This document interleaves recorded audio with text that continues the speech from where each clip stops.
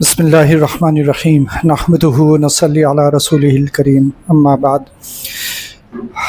یہ دنیا جو ہے یہ دو کلموں کا نام ہے۔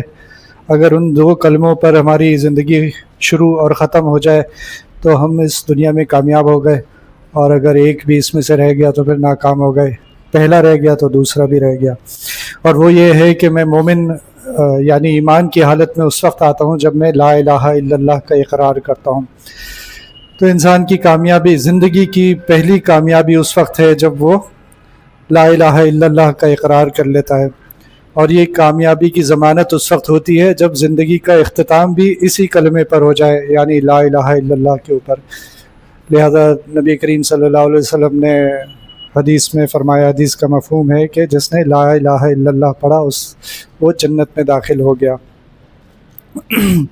تو ایک زندگی وہ ہے جو ہم سب گزار رہے ہیں، اور ایک وہ زندگی ہے جو اس کے بعد شروع ہوگی، اور جو نہ ختم ہونے والی زندگی ہے۔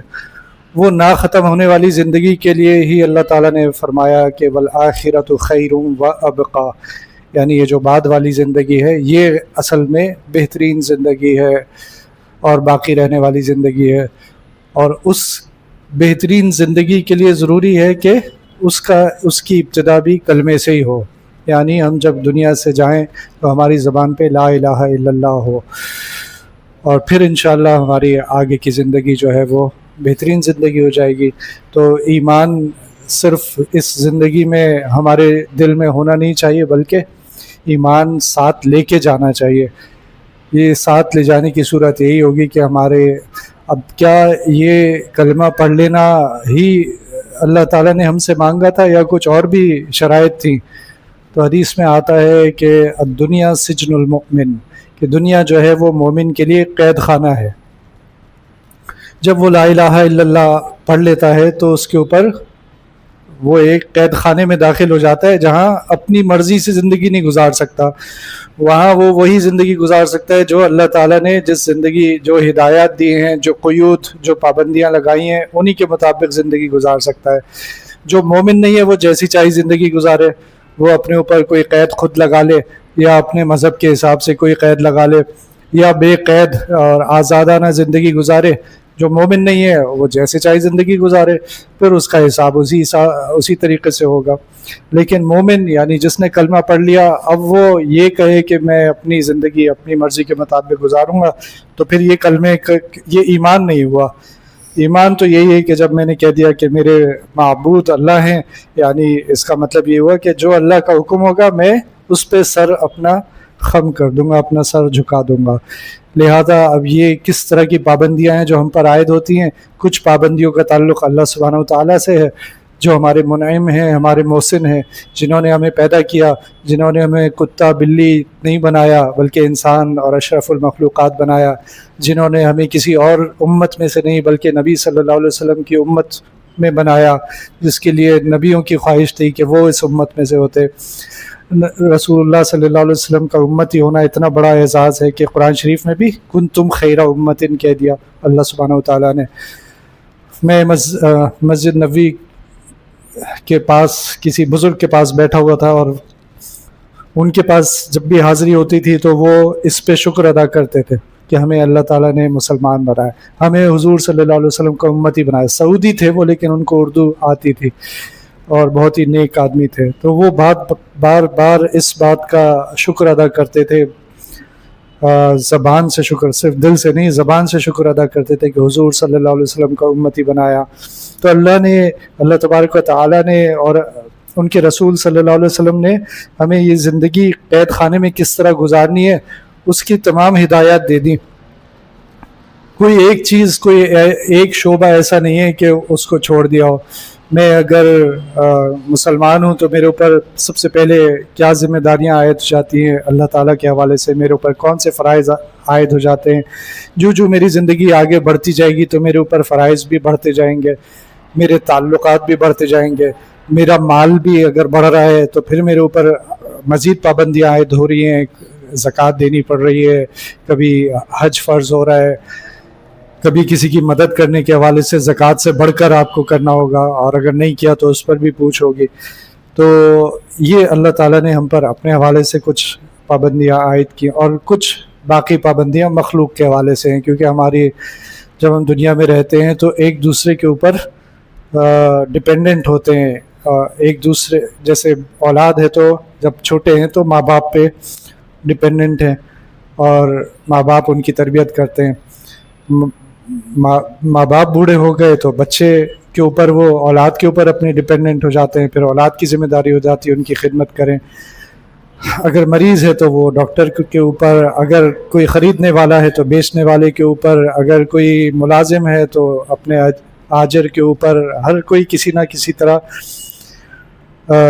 डिपेंडेंट है। तो ये जब एक दूसरे के ऊपर डिपेंडेंसी होती है तो फिर कभी झगड़ा भी होता है, कभी लड़ाई भी होती है, कभी कोई नाचाकी भी होती है। ये सब जो है ना, इन सब से निकलने का रास्ता हमें, जब लक़द काना लकुम फ़ी रसूलिल्लाहि उस्वतुन हसना फरमा दिया अल्लाह सुब्हानहु व तआला ने, तो असल में ये रास्ता बता दिया कि जब तुम्हारे आपस में कभी कोई मामला होगा, सहाबा कराम का भी हुए आपस में, कभी रंजिश हो गई, कोई बात बुरी लग गई रज़ियल्लाहु अन्हुम, तो हम क्या लोग हैं, हमारे तो किरदार बहुत ही सवालिया निशान है उनके ऊपर। तो जब मखलूक के साथ वास्ता पड़ता है तो फिर मामलात में, मुआशरत में मसाइल पैदा होते हैं।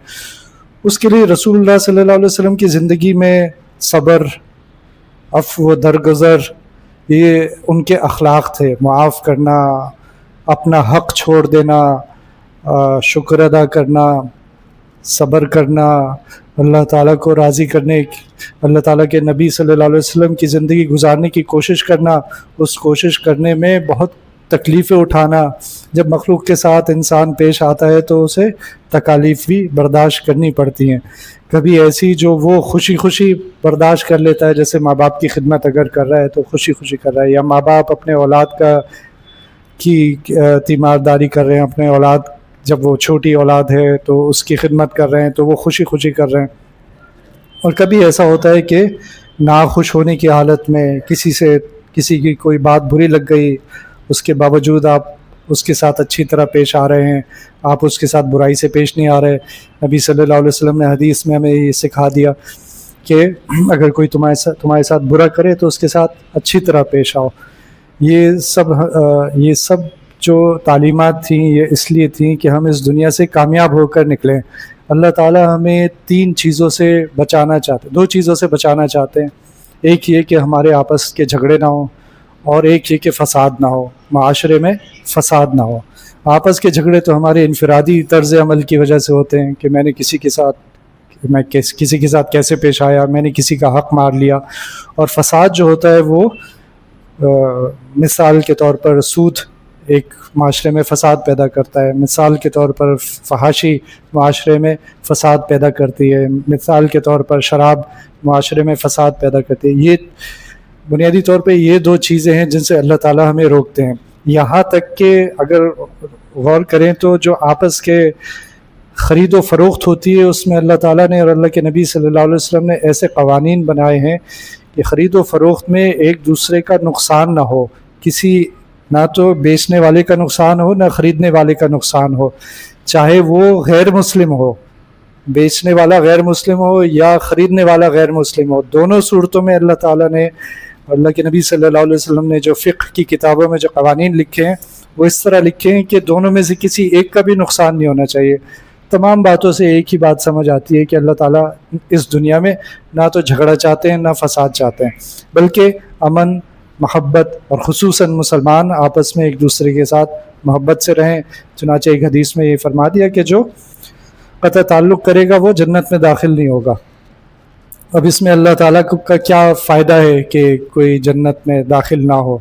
अल्लाह ताला हमारा फ़ायदा करना चाहते थे ना कि हम आपस में एक दूसरे के साथ ऐसे पेश आएँ कि चाहे कितनी भी कोई बुरी लग जाए लेकिन हम एक दूसरे के साथ क़त्अ ताल्लुक़ ना करें, सलाम करें एक दूसरे को, दुआ करें एक दूसरे के लिए, एक दूसरे के साथ मिलें, गम और खुशी में शरीक हों।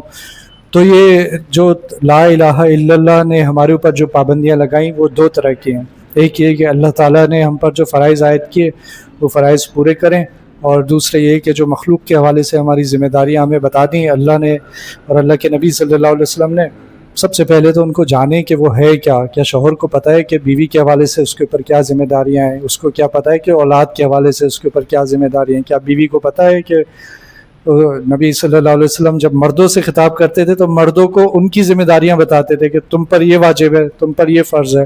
آج کا دور یہ ہے جب ہر کوئی اپنا حق جاننا چاہتا ہے، میرا حق کیا ہے، یہ نہیں جاننا چاہتا میرا فرض کیا ہے، میرے اوپر واجب کیا ہے، میری ذمہ داری کیا ہے تاکہ میں وہ پوری کروں، بلکہ یہ کہ نہیں میرا حق کیا ہے۔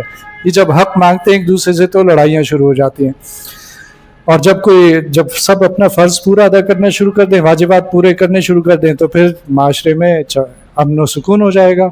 اور ہماری اس طرف سے بہت بے توجہی ہے، لاپرواہی ہے، نالائقی ہے کہ ہم اپنے حق کی طرف تو متوجہ ہیں لیکن اپنی ذمہ داریوں کی طرف متوجہ نہیں، یہاں تک کہ ہمیں معلوم ہی نہیں کہ میری والدین کے حوالے سے میری کیا ذمہ داریاں ہیں، میں ان کے ساتھ کیسے پیش آنا چاہیے، ان کے ساتھ کیسا سلوک کرنا چاہیے۔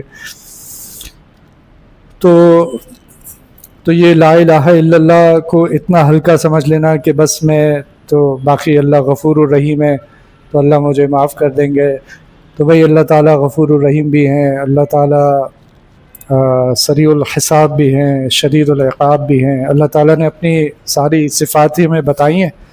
ہاں ابتداءً ہمیں بتا دیا کہ میری رحمت میرے غضب پر غالب ہے، اور الرحمن اور الرحیم سے اپنا تعارف کروایا قرآن شریف میں سب سے پہلی صورت میں۔ تو وہ اس لیے کروایا تھا کہ غلطی ہو جائے تو ہم اللہ تعالیٰ سے معافی مانگ لیں اور اپنے اعمال کو ٹھیک کر لیں، توبہ کر لیں۔ یہ اس لیے تعارف کروایا تھا، اس لیے نہیں کروایا تھا کہ ہم غلطیاں کرتے رہیں اور اللہ کو غفور الرحیم سمجھتے رہیں۔ تو اللہ صرف اپنی غفور الرحیم والی صفت کا مظاہرہ نہیں کریں گے جب وقت آئے گا، بلکہ وہ باقی صفات جن کا قرآن شریف میں جگہ جگہ ذکر ہے ان کا بھی مظاہرہ ہوگا۔ سورہ رحمان میں بھی ان کا ذکر ہے۔ تو مولانا اسلم شیخ پوری رحمہ اللہ ایک دن فرمانے لگے کہ میں سوچتا تھا کہ سورہ رحمان میں اللہ تعالیٰ نے فَبِأَيِّ آلَاءِ رَبِّكُمَا تُكَذِّبَانِ اس کا اتنی دفعہ کیوں ذکر کیا ہے، بار بار پتہ نہیں 30 سے زیادہ دفعہ ذکر کیا، کیوں اتنی دفعہ ذکر کیا؟ یہ سوچتے تھے وہ اپنے بچپن میں، پھر بڑے ہوئے تو کہیں گے جب مجھے عقل آئی تو پھر مجھے احساس ہوا یا اللہ آپ نے 30-32 دفعہ ذکر کیا، اگر آپ 32 لاکھ دفعہ بھی ذکر کریں تو بھی کم ہے، آپ کی ہمارے اوپر اتنے احسانات ہیں۔ تو سورہ رحمان میں صرف اللہ تعالیٰ نے اپنی صفت کا ذکر، اس نام ہی سورہ کا سورہ رحمان ہے، لیکن اس صورت میں بھی ہمیں دوزخ سے ڈرایا ہے۔ اس لیے نہیں ڈرایا، اس لیے وعیدیں نہیں سنائی کہ اللہ تعالیٰ ہمیں سزا دینا چاہتے ہیں، بلکہ اس لیے کہ سزا سے بچانا چاہتے ہیں۔ جب ماں باپ اپنے بچوں کو کسی چیز سے ڈراتے ہیں کہ یہ ہو جائے گا وہ ہو جائے گا، تو وہ اس لیے نہیں ڈراتے کہ وہ نقصان پہنچانا چاہتے ہیں، بلکہ نقصان سے بچانا چاہتے ہیں۔ تو اللہ تعالیٰ نے ہمیں سورہ رحمان والی صفت والی سورہ، اس میں بھی ہمیں دوزخ سے ڈرایا ہے۔ تو یہ سب باتیں اس لیے ہیں کہ نبی کریم صلی اللہ علیہ وسلم نے فرمایا کہ تمام لذتوں کو ختم کر دینے والی کو کثرت سے یاد کیا کرو، اور بعد میں نام بتایا وہ کون سی چیز ہے، موت۔ تمام لذتوں کو ختم کر دینے والی کو کثرت سے یاد کیا کرو۔ اور ہم کب یاد کرتے ہیں؟ جب کسی کی موت واقع ہو جاتی ہے تبھی ہمیں موت یاد آتی ہے، ورنہ ہم موت کو اس طرح یاد نہیں کرتے۔ اور موت کو یاد کرنے کا فائدہ یہ ہوتا ہے کہ ہم جب اپنی موت کو یاد کریں گے تو ہمیں یہ مراقبہ کرنا ہوگا کہ میں قبر میں جا رہا ہوں، مجھے قبر میں لٹایا جا رہا ہے، اور اس قبر میں پھر میرے اوپر مٹی ڈال دی جائے گی، اور یہاں اندھیرا ہوگا۔ میرے ارد گرد کون لوگ کھڑے ہوں گے جو رو رہے ہوں گے؟ کوئی ہوگا بھی، یا میں نے ایسی زندگی گزاری ہے کہ کوئی میری قبر پہ آنا بھی نہیں چاہتا، اور اگر آ بھی گیا ہے تو جلد از جلد وہاں سے جانا چاہتا ہے؟ اگر وہ اس طرح سوچے گا اور اپنی موت کو یاد کرے گا تو پھر اپنی غلطیوں کی طرف نگاہ جائے گی اور اپنے آپ کو ٹھیک کرنے کی کوشش کرے گا۔ میں نے نمازیں کیسی پڑھی ہیں، میں نے نمازیں کتنی پڑھی ہیں، میں نے روزے کیسے رکھے، کتنے رکھے، میرے اوپر کیا کیا فرائض تھے وہ میں نے پورے کیے، کہیں حج میرے اوپر فرض تو نہیں ہو گیا اور میں نے حج کو چھوڑا ہوا ہے، کہیں میں نے کسی کو تکلیف تو نہیں پہنچائی، میں نے میراث، یہ بھی ایک بہت بڑی غلطی ہو جاتی ہے کہ میراث، مرنے والا چلا جاتا ہے اس کی میراث کو تقسیم نہیں کیا جاتا، اور پھر بعد میں कभी 15 साल बाद झगड़े शुरू हो गए, कभी 20 साल बाद झगड़े शुरू हो गए। तो जाने वाला तो चला गया, पीछे जो रह गए थे उनको, उनकी ये जिम्मेदारी थी कि मीरास को तकसीम करते। मैंने अपने, मेरे पीछे जो लोग हैं, जब मैं चला जाऊंगा तो मैंने क्या उनको बताया है कि मेरी मीरास किस तरह तकसीम होनी चाहिए, मेरी कब्र किस तरह बननी चाहिए। वैसे तो सबको पता होनी चाहिए ये बातें, लेकिन आज के दौर में ज़रूरी है कि हम अपनी मौत को याद करते रहें, तो अपने आप को ठीक करने की कोशिश करते रहेंगे। और अगर ऐसे ही ज़िंदगी गुजरती रही जैसे गुजर रही है, तो फिर हमारी और उनकी ज़िंदगी में कोई ख़ास फ़र्क नहीं होगा जिन्होंने कलमा नहीं पढ़ा। एक औरत अभी मुसलमान हुई कुछ महीनों पहले, बीमार थी, जर्मन औरत थी, उसकी बेटी भी मुसलमान हो गई थी, बेटी पहले मुसलमान हो गई थी। तो बेटी ने उसको समझाया कि आप कलमा पढ़ लें, थोड़ा सा इस्लाम के बारे में बताया, थोड़ी बात सुनकर वो मुसलमान हो गई, और उसके 1-1.5 महीने बाद उसका इंतकाल हो गया। ये उसकी मोमिन वाली ज़िंदगी सिर्फ 1-1.5 महीने की थी। लेकिन हम में से कोई भी ऐसा खुशकिस्मत अपने आप को ना समझे कि हमें अल्लाह ताला कलमे वाली मौत दे देंगे। हमें तो हर वक्त डरते रहना चाहिए अल्लाह ताला से कि आज हमारे अमाल कैसे हैं और आगे हमारा क्या होगा, और अल्लाह ताला से मांगते रहना चाहिए कि अल्लाह ताला हमें ईमान की हालत में अपने पास बुला लें। तो जैसे मेरी वालदा का परसों इंतकाल हो गया, और उनका इंतकाल भी मुबारक दिन हुआ, जुमे के दिन हुआ, और उन्होंने किसी को तकलीफ़ भी नहीं पहुंचाई। बड़े यानी 5-6 मिनट का वक्फ़ा था, मेरी बहन के पास थी वो पिंडी में, 5-6 मिनट के वक्फ़े के अंदर उनको अल्लाह ताला ने अपने पास बुला लिया। कोई मोहताजगी नहीं उठाई उन्होंने। लेकिन मेरी बहन बताती है कि उन्होंने इस 5-6 मिनट का जो मुश्किल वक्त था, जब रूह निकलती है तो बहुत मुश्किल वक्त होता है, उसमें भी उन्होंने कलमा पढ़ लिया। अल्हम्दुलिल्लाह, जो इस बात का सबूत है वो कामयाब हो गई। अल्लाह ताला हम सबको ईमान वाली ज़िंदगी अता फ़रमाए और ईमान पर हमारा ख़ात्मा फ़रमाए। रब्बना तक़ब्बल मिन्ना इन्नका अंतस समीउल अलीम व तुब अलैना इन्नका अंतत तव्वाबुर रहीम। रब्बना आतिना फिद दुनिया हसनतन व फिल आखिरति हसनतन व क़िना अज़ाबन नार। रब्बना ज़लमना अनफुसना व इन लम तग़फ़िर लना व तरहमना लनकूनन्न मिनल ख़ासिरीन। रब्बना ला तुज़िग़ क़ुलूबना बअद इज़ हदैतना व हब लना मिन लदुनका रहमा इन्नका अंतल वह्हाब। इलाहुल आलमीन, इताअत की खूब तौफ़ीक़ अता फ़रमाइए। या अल्लाह आप हमसे राज़ी हो जाइए और हमें अपने से राज़ी कर लीजिए। या अल्लाह मेरी वालदा को जन्नतुल फिरदौस में आला मकाम अता फ़रमाइए। या अल्लाह बीच का कोई मरहला रखिए ही नहीं, उन्हें बिल्कुल जन्नतुल फिरदौस में पहुंचा दीजिए, बीच में कोई मरहला ना हो। या अल्लाह कोई सवाल जवाब ना हो। या अल्लाह उनकी कब्र को नूर से भर दीजिए। या अल्लाह उनकी कब्र को नूर से भर दीजिए। या अल्लाह हम जो पीछे रह गए हमें सब्र जमील अता फ़रमाइए। या अल्लाह हम सब बहन भाइयों को सब्र जमील अता फ़रमाइए। वसल्लल्लाहु तआला अला खैरि खल्क़िही मुहम्मदिन व अला आलिही व अस्हाबिही अजमाइन। आमीन बिरहमतिका या अरहमर राहिमीन।